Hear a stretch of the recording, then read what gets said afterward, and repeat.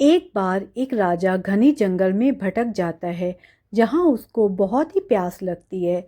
इधर उधर हर जगह तलाश करने पर भी उसे कहीं पानी नहीं मिलता। प्यास से उसका गला सूखा जा रहा था।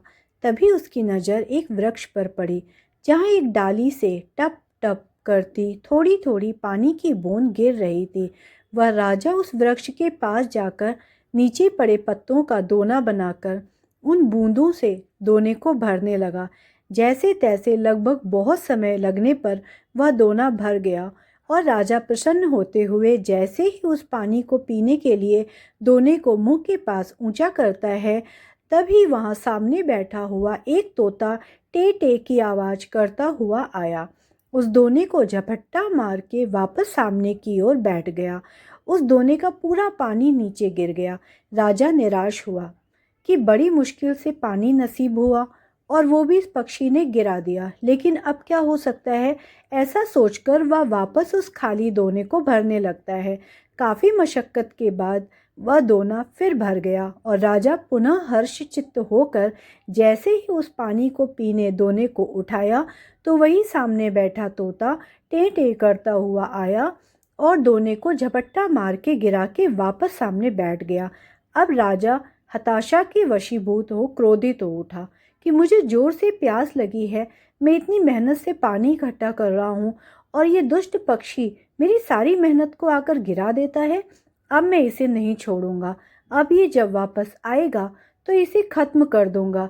इस प्रकार वह राजा अपने हाथ में चाबुक लेकर वापस उस दोने को भरने लगता है। काफी समय बाद उस दोने में पानी भर जाता है।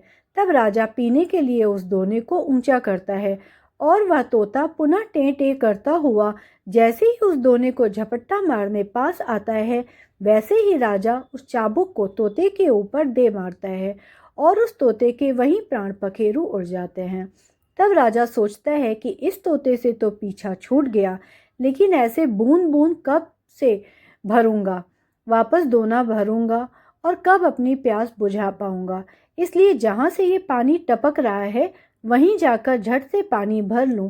ऐसा सोचकर वह राजा उस डाली के पास जाता है जहां से पानी टपक रहा था।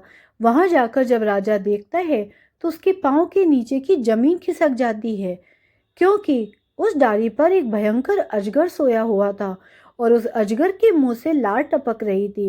राजा जिसको पानी समझ रहा था, वह अजगर की जहरीली लार थी। राजा के मन में पश्चाताप का समंदर उठने लगता है कि हे प्रभु, मैंने यह क्या कर दिया।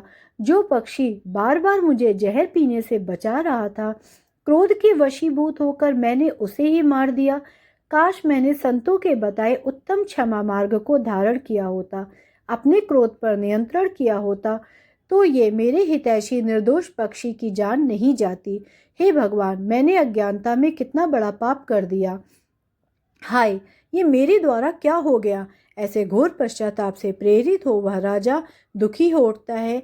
इसीलिए कहते हैं कि क्षमा और दया धारण करने वाला सच्चा वीर होता है। क्रोध में व्यक्ति दूसरों के साथ साथ अपने खुद का ही बहुत नुकसान कर देता है।